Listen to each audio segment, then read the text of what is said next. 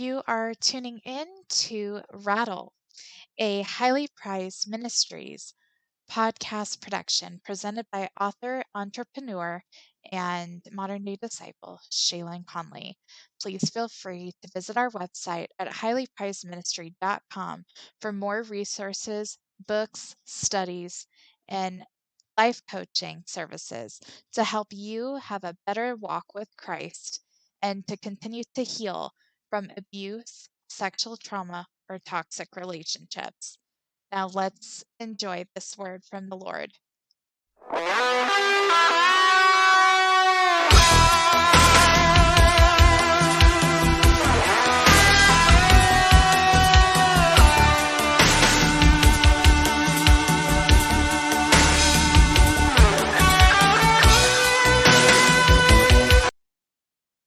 The people that you surround yourself with are very much a significant part of your life.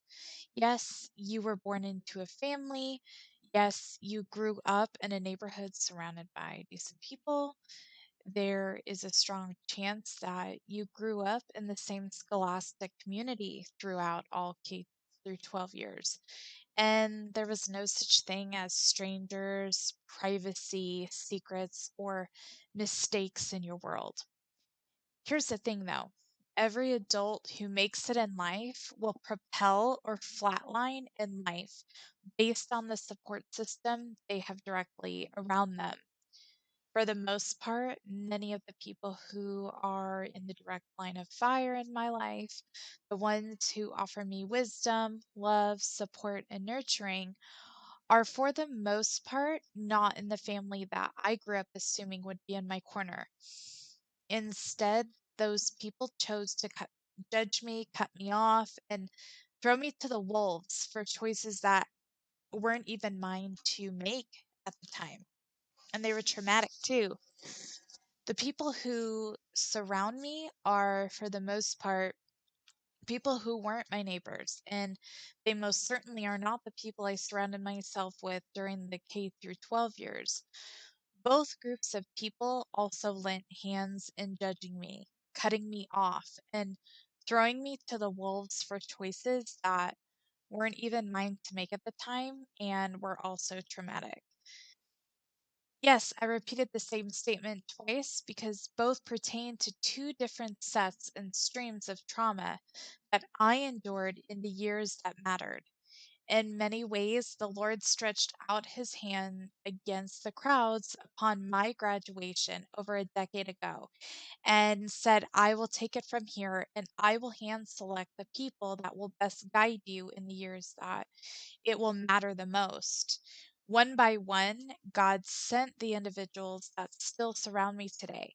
All have been consistent, encouraging, have an open door of accountability, at times can be convicting, always loving, but are centered upon trust, commitment, loyalty, compassion, and growth. I have stumbled way too many times in life than I would like to count in the last decade. I have also been pushed off some ledges by folks along the way.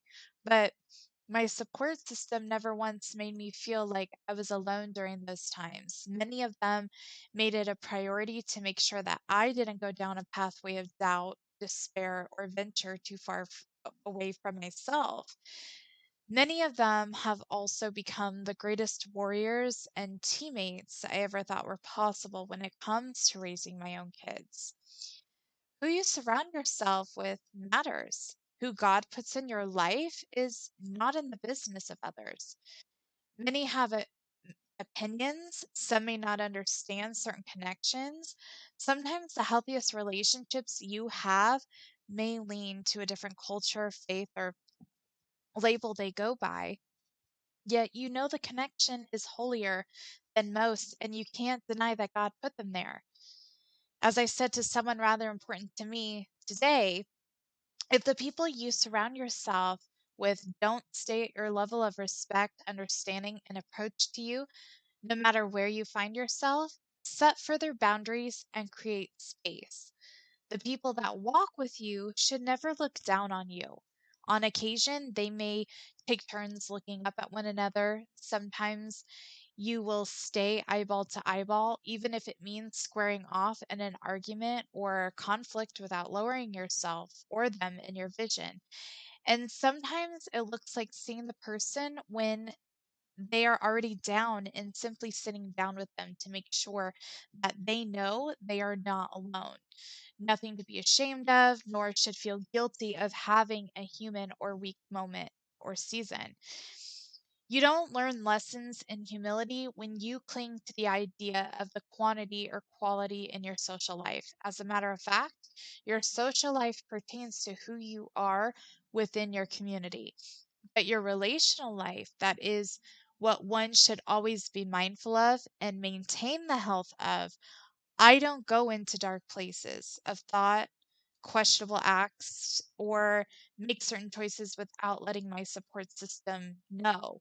Why? Because they know when to turn the lamp on, to walk alongside me, be someone I can look up to, or simply sit at my level when I am really struggling and simply needing their presence around me.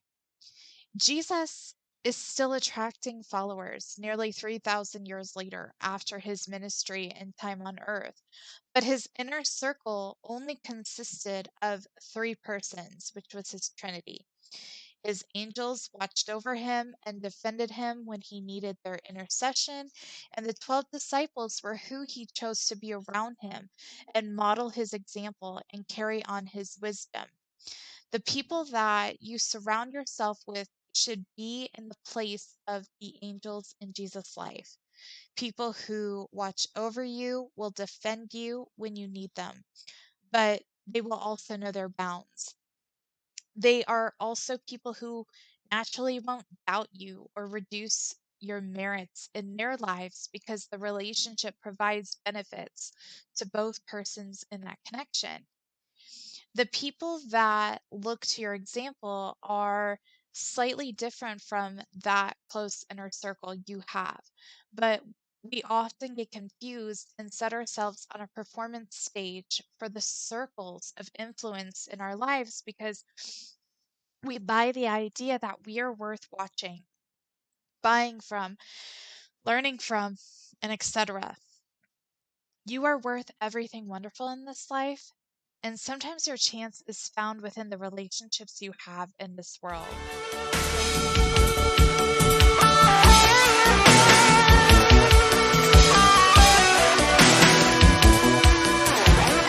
You are tuning in to Rattle, a Highly Prized Ministries podcast production presented by author entrepreneur